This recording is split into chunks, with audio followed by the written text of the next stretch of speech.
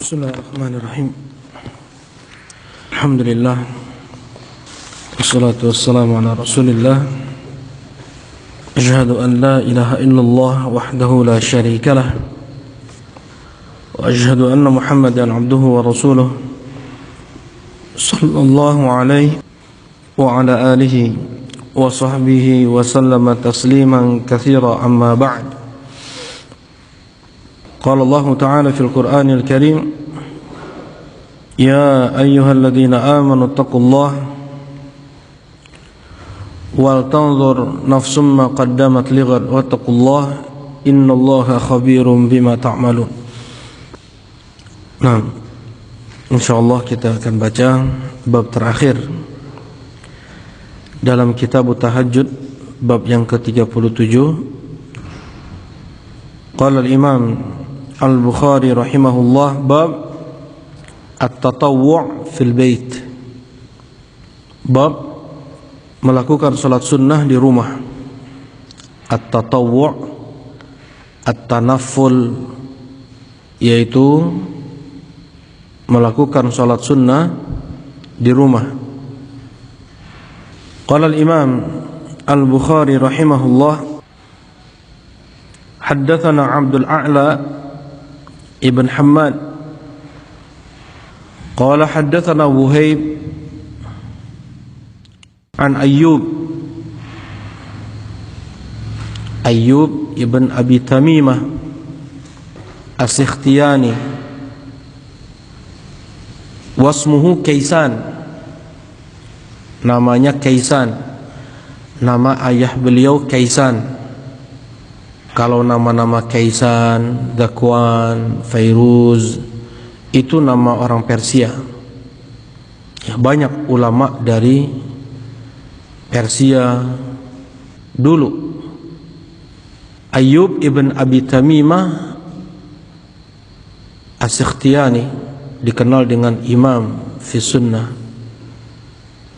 Beliau yang mengatakan min sa'adatil hadath wal a'jami ay yuwaffaq li'alimi sunnah fi awwali amrih, termasuk dari suatu kebahagiaan, anugerah dari Allah untuk seorang ajam selain Arab, wal a'jami lil hadath, wal a'jami untuk anak kecil dari kalangan Arab, atau al a'jami mereka yang bukan orang-orang Arab, ayyuwaffaq li'alimi sunnah, dia diberi taufik oleh Allah untuk belajar sunnah fi awwali amri, di pertama kali dia belajar ilmu agama.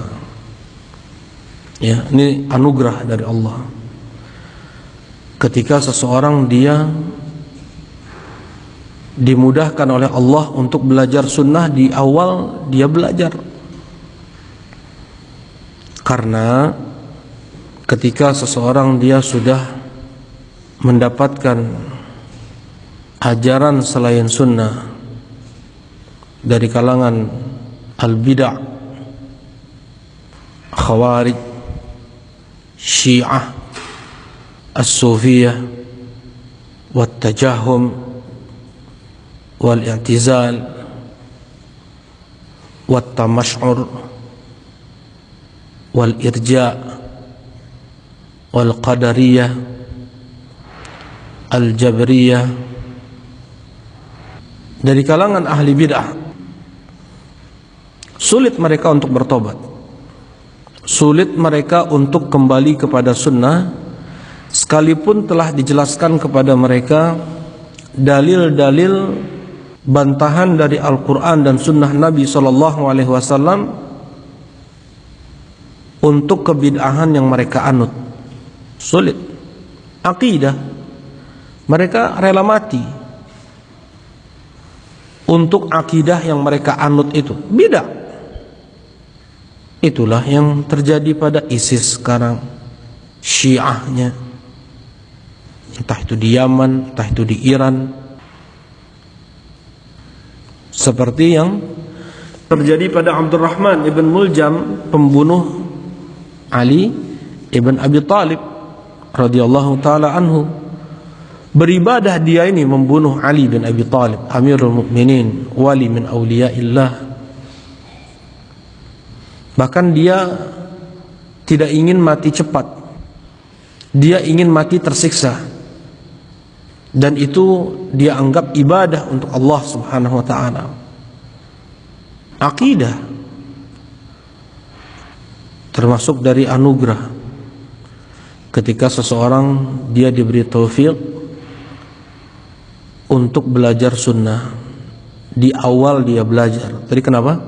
Karena apabila seseorang sudah belajar, dia bukan ahli sunnah, sulit dia untuk kembali ke sunnah. Ada salah seorang, atau kisah disebutkan oleh Syekh Saleh Al-Syekh, kalau tidak salah di Syarh Thalathatul Usul. Ada seorang yang dia datang dari Afrika belajar ilmu agama, dan Allah mudahkan dia belajar sunnah. Di awal kali dia belajar, dengan susah payah orang ini belajar ilmu agama sampai dia menjadi ulama besar.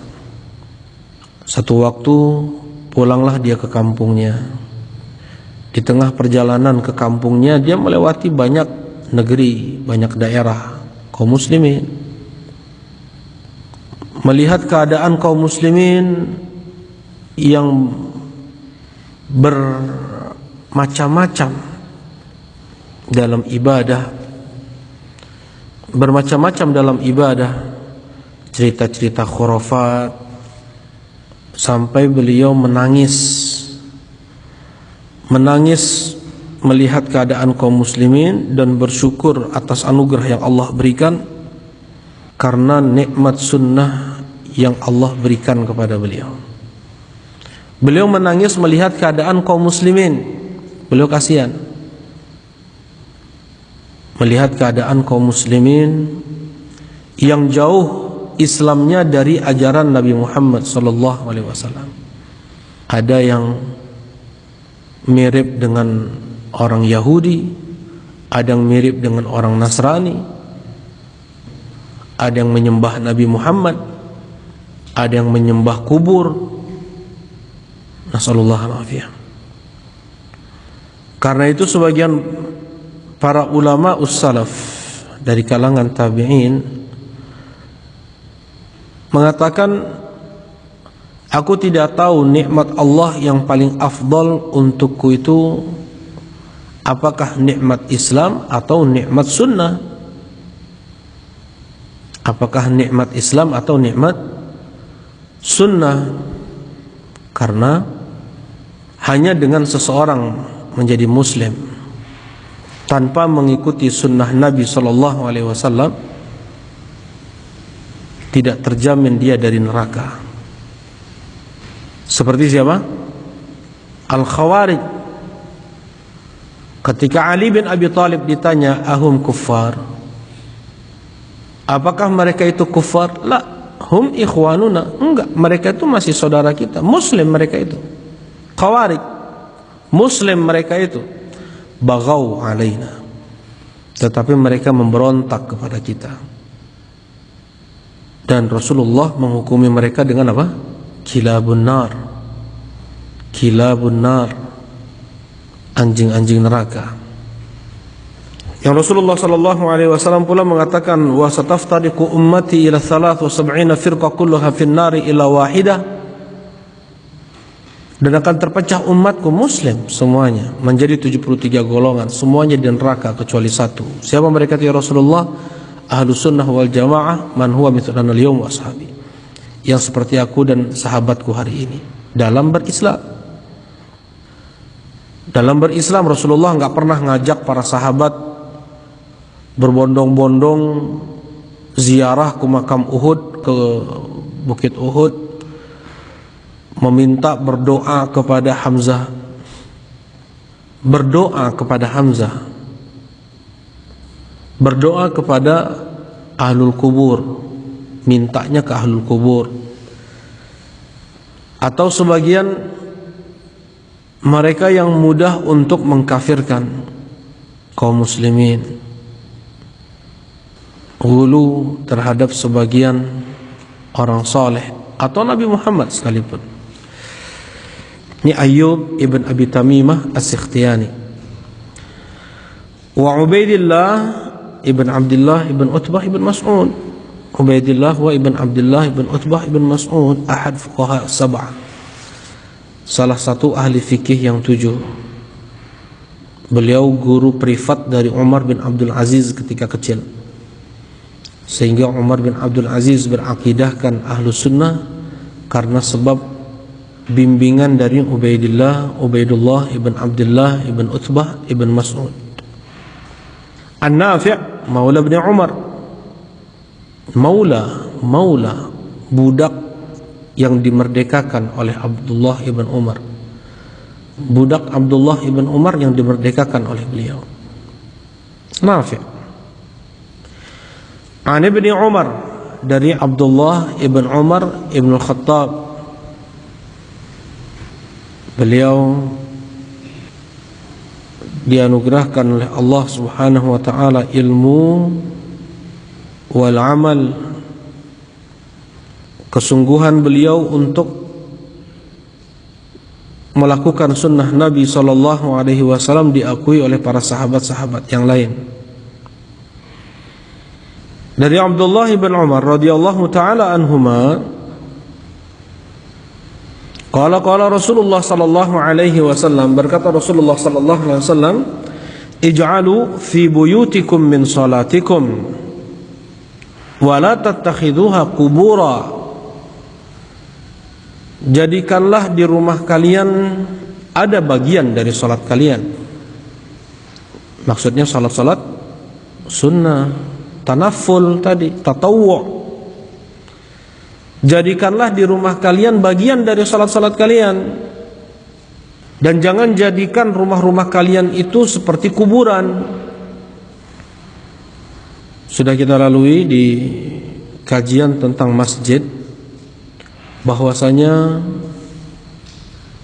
salat sunnah seseorang, hadis salat sunnah di rumah itu lebih afdal daripada fi masjidi hadza, daripada di Masjid Nabawi salat sunnah di rumah. Demikianlah ucapan Rasulullah SAW yang lain, khairu salatil mar' fi baitihi illa al-maktubah. Sebaik-baik salat seseorang itu di rumahnya kecuali salat 5 waktu, kecuali salat subuh, zuhur, asar, maghrib, isya, salat wajib itu di masjid. Dan sebaik-baik salat sunnah itu di rumah. Ij'alu fi buyutikum min salatikum. Salat sunnah, salat duhanya, qiyamul lailnya, salat ba'diyah al-wudu,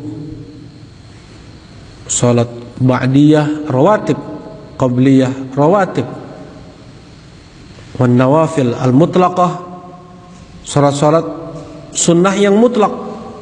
Dia ingin salat saja begitu, bukan karena sebab setelah wudu, bukan karena qabliyah zuhur atau ba'diyah zuhur, dia mau salat saja. Misalnya jam 2 siang, setengah 2, di waktu-waktu yang dibolehkan di sana salat, atau di waktu duha, karena dia ingin berkeluh kesah kepada Allah Subhanahu wa taala, ya, dia rindu kepada Allah Subhanahu wa taala. Ketika seseorang dia mencintai sesuatu, akan sering dia sebut. Ketika seseorang mencintai seseorang, akan dia sering sebut orang tersebut. Ketika seorang muslim dia mencintai Allah, akan sering dia menyebut nama Allah Subhanahu wa taala. Di antaranya dengan salat, wa aqimis salata li dzikri. Di antara tanda seseorang mencintai Allah dengan sangat adalah dengan dia banyak berzikir. Berzikir itu bukan hanya dengan mengucapkan zikir-zikir yang itu warid dari Nabi, yang itu datang dari Nabi, seperti subhanallah, alhamdulillah, Allahu akbar, la ilaha illallah. Itu juga kalau bisa jangan sampai kering lidah kita untuk berzikir kepada Allah Subhanahu wa taala di jalan-jalan, di sela pekerjaan kita. Tapi selain itu juga ada qiraatul Quran, dan juga wa aqimis salata li dzikri. Tegakkanlah oleh kalian salat untuk mengingatku, untuk berzikir kepadaku. Ya, dengan dia berzikir, dengan dia menghadiri majelis zikir, dengan dia menghadiri majelis ilmu. Ibadah yang paling afdal secara mutlak ba'dal wajibat, setelah amalan-amalan sunnah, adalah mendatangi majelis zikir, majelis ilmu. Al-ibadatu fil haraj kal hijrati ilayya. Ibadah di masa-masa fitnah bagaikan hijrah kepadaku, kata Rasulullah SAW. Seperti hijrah ke Nabi Muhammad. Orang-orang dulu banyak hijrah ke Madinah untuk menyelamatkan agama mereka. Hijrah di saat hiruk pikuk manusia dengan fitnah, huru-hara, kekacauan. Dia sibuknya belajar tauhid, dia sibuk belajar sunnah, Al-Quran dan sunnah, dan ilmu-ilmu untuk memahami Al-Quran dan sunnah, nahwu, mustalah, usulul fiqh, dan yang lainnya. Baik, ij'alu fi buyutikum min salatikum. Jadikanlah di rumah kalian bagian dari salat kalian. Tadi salat-salat apa? Salat-salat sunnah. Salat-salat sunnah diperbanyak untuk dilakukan di rumah. Banyak faidahnya, banyak hikmahnya. Banyak hikmahnya. Jadikanlah di rumah kalian bagian dari salat kalian, dan jangan jadikan rumah kalian itu seperti kuburan. Kenapa? Karena kuburan bukan tempat salat. At-taghlidh fi man 'abadallah inda qabrin salih. Ancaman, dalil-dalil yang datang tentang ancaman orang-orang yang beribadah kepada Allah di dekat kuburan orang saleh. Fa kaifa idza abadah? Bagaimana kalau seandainya kuburan itu yang disembah? Tidak boleh seseorang untuk beribadah untuk Allah ikhlas, untuk Allah di dekat kuburan orang saleh. Beribadah, la tusallu ilal kubur. Jangan kalian salat menghadap kuburan. Dalam hadis ini jelas bahwasanya kuburan bukan tempat salat. Dalam hadis yang lain, la tattakhidhu buyutakum maqabir. Jangan kalian jadikan rumah kalian seperti kuburan. Fa inna syaitana yafir minal baitil ladzi tuqra'u fihi suratul Baqarah. Karena setan itu lari dari rumah yang dibacakan surat Al-Baqarah. Kalau di sini baca Al-Quran. Jelas nih ya. Kalau dalam hadis ini, hadis Abdullah ibn Umar, salat. Jangan kalian jadikan rumah kalian seperti kuburan. Maksudnya, jadikanlah salat kalian itu di rumah kalian. Salat sunnah itu di rumah. Jangan jadikan rumah kalian seperti kuburan. Dalam riwayat yang lain, jangan kalian jadikan rumah kalian seperti kuburan. Sesungguhnya setan itu lari dari rumah yang dibacakan surat Al-Baqarah, baca Quran. Dalam hadis Abdullah ibn Umar, tidak boleh sholat di kuburan. Dengan hadis Abu Hurairah kalau tidak salah, adalah tidak boleh membaca Al-Quran di kuburan. Dua ini nggak boleh. Sholat, baca Quran di kuburan. Wa dhahaba ulama al-Malikiyah, ba'd ulama al-Malikiyah, berfatwa sebagian para ulama Malikiyah untuk permasalahan kegaduhan yang ada dalam rumah tangga, Solusinya diantaranya adalah dengan memperbanyak sholat sunnah di rumah, memperbanyak bacaan Quran di rumah. Inna syaitana yafir minal baitil ladzi tuqra'u fihi suratul Baqarah. Setan itu lari dari rumah yang dibaca di sana surat Al-Baqarah. Ini fatwa sebagian ulama Malikiyah. Karena amarah datang dari syaitan, dan hal-hal yang dapat mengundang datangnya syaitan ya seperti al-ma'asi.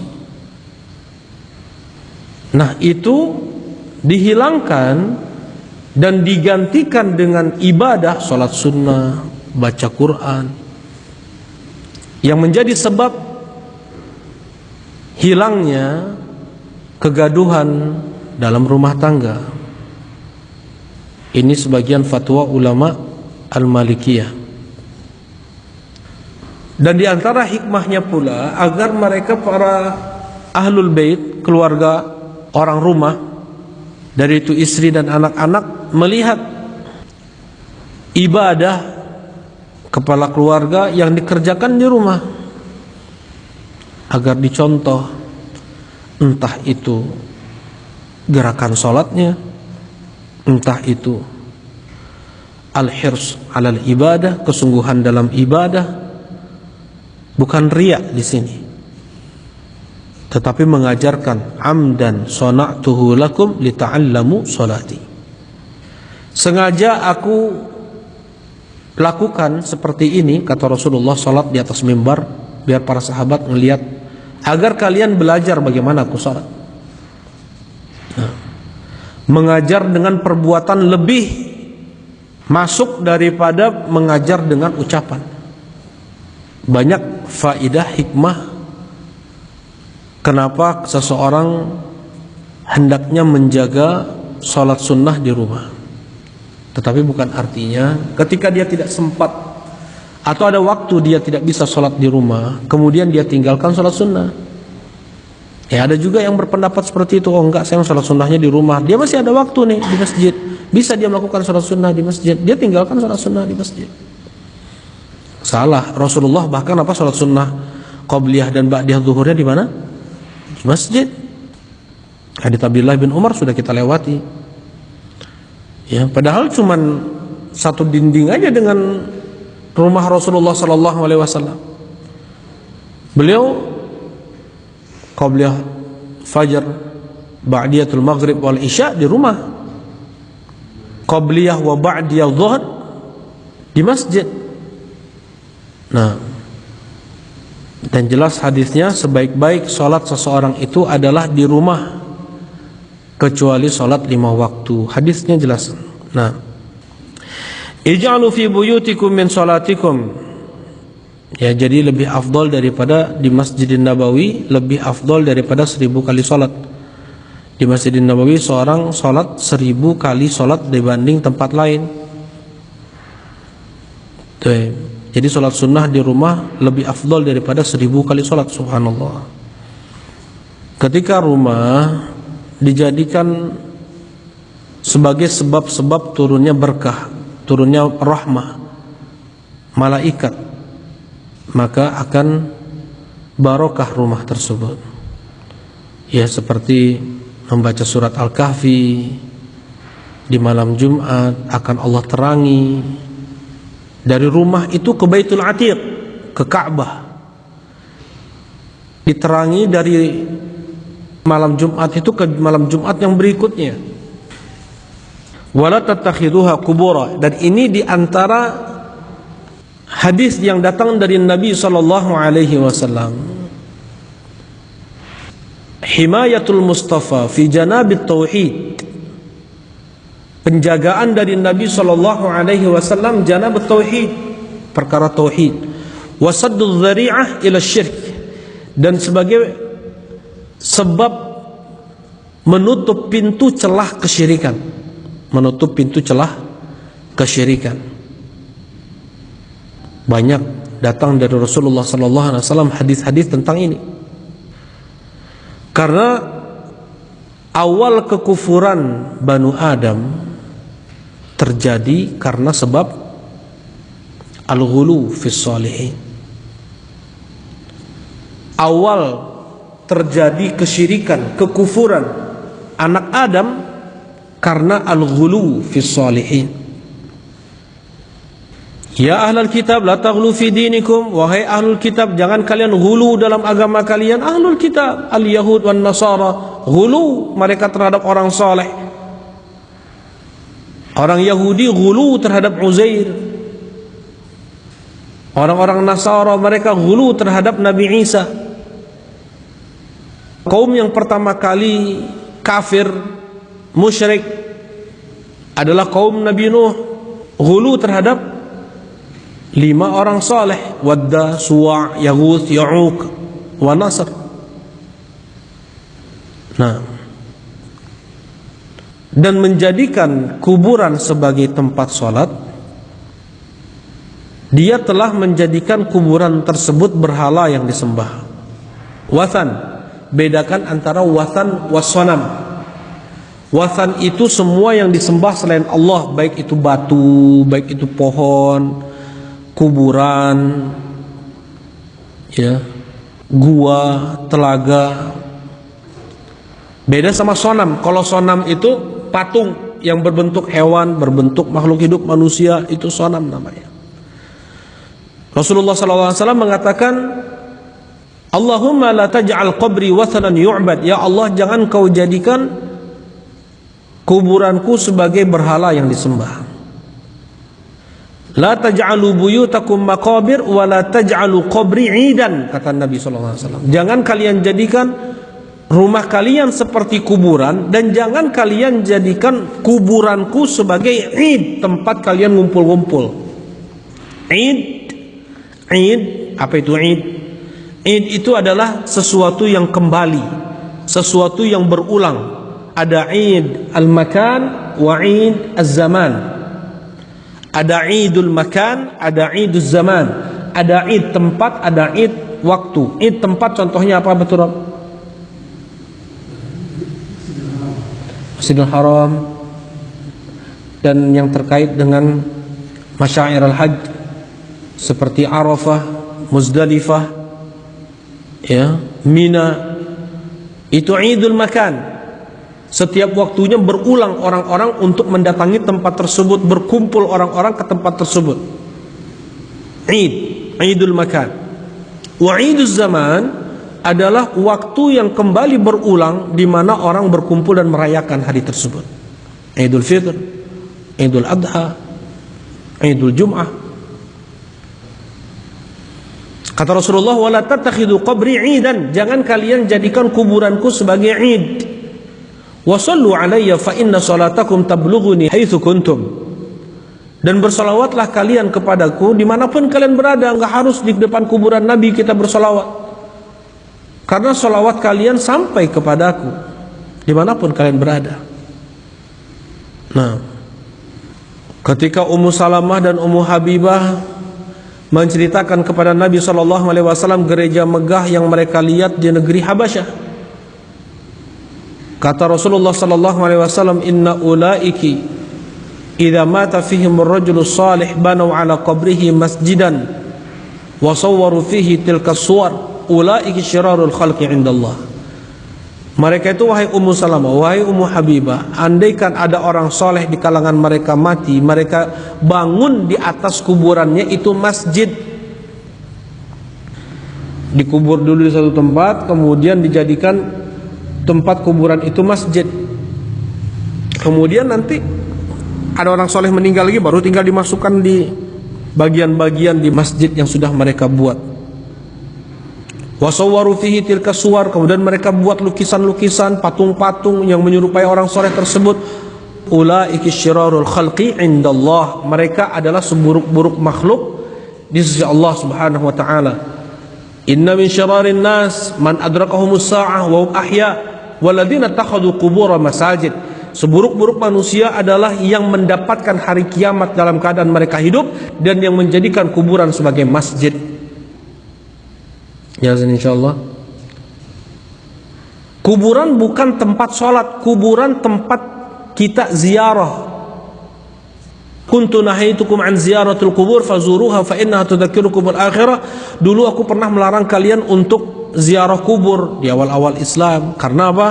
Akidah sebagian orang-orang musyrikin jahiliyah, kuburan sebagai tempat ngalap berkah, ya, doa ke kuburan, minta berkah, minta kebaikan, minta selamat, minta sembuh, minta menang, minta sukses, minta jabatan, minta restu, minta macam-macam. Dilarang dulu di awal Islam. Kemudian Rasulullah mengatakan fazuruha, sekarang ziarahi oleh kalian.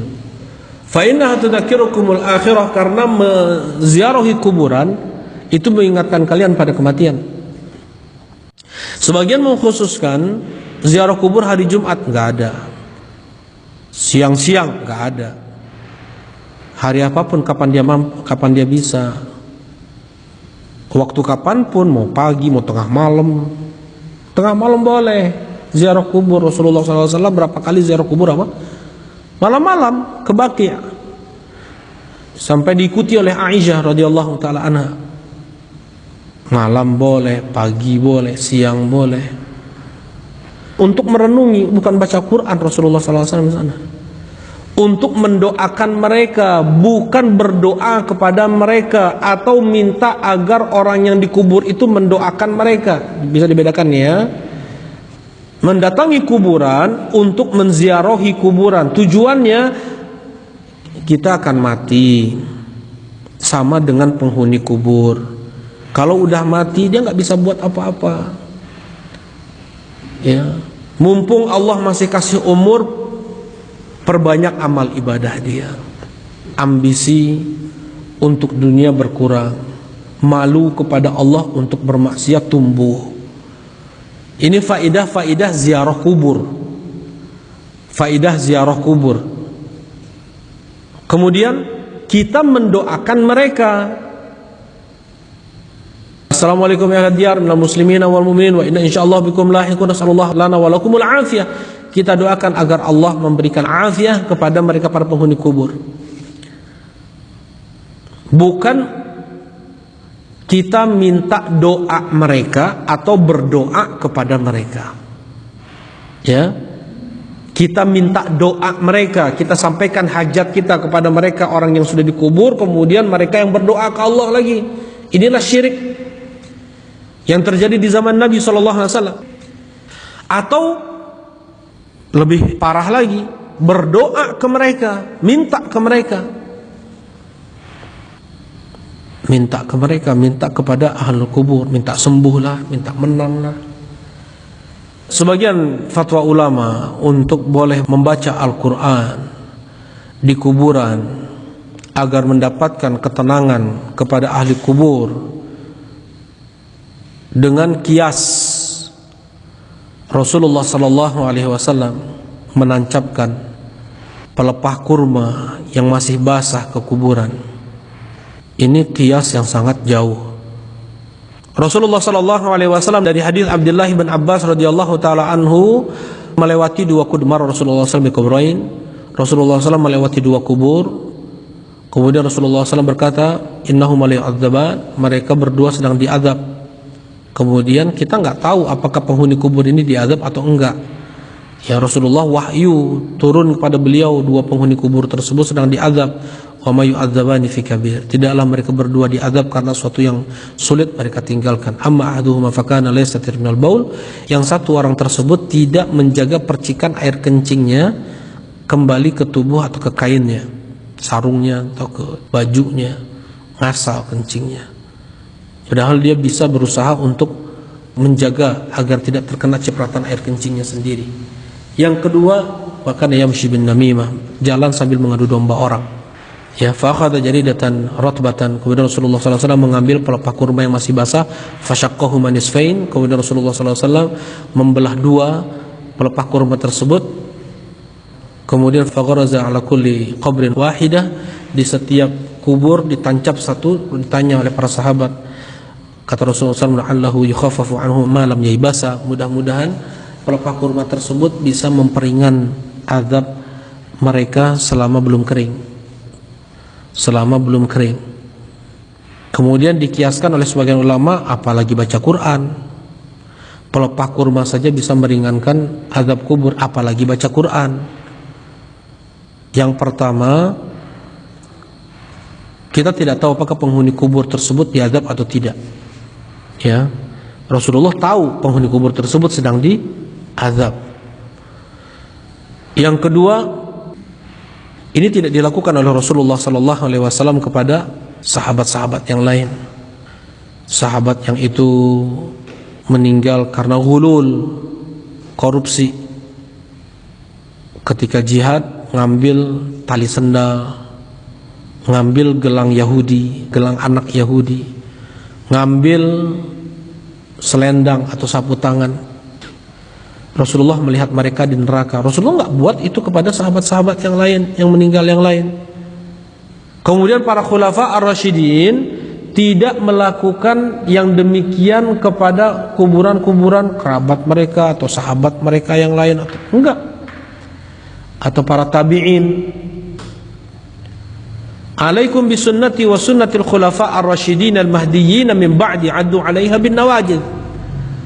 Enggak ditanam pohon di atasnya, enggak dikasih bunga.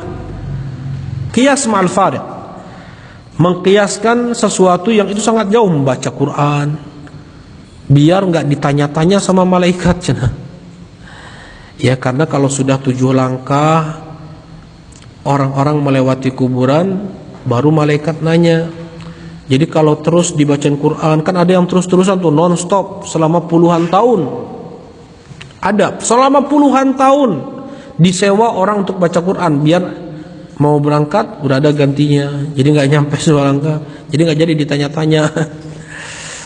Nggak jadi ditanya, nggak jadi man rabbuka wa madinuka wa manabiyuk.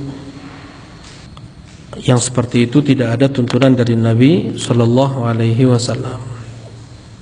Baik. Ketika mengiringi jenazah ke kuburan, itu bukan tempat untuk murojaah Quran. Kami dulu ditegur, ya, ketika murojaah Quran di saat orang sedang menguburkan di makbarah, menunggu selesai menguburkan, sebagian murojaah Quran ditegur. La taj'alu buyutakum maqabir. Inna syaitana yafir minal baiti alladhi tuqra fi suratul Baqarah. Kuburan bukan tempat membaca Al-Quran. Kuburan bukan tempat sholat.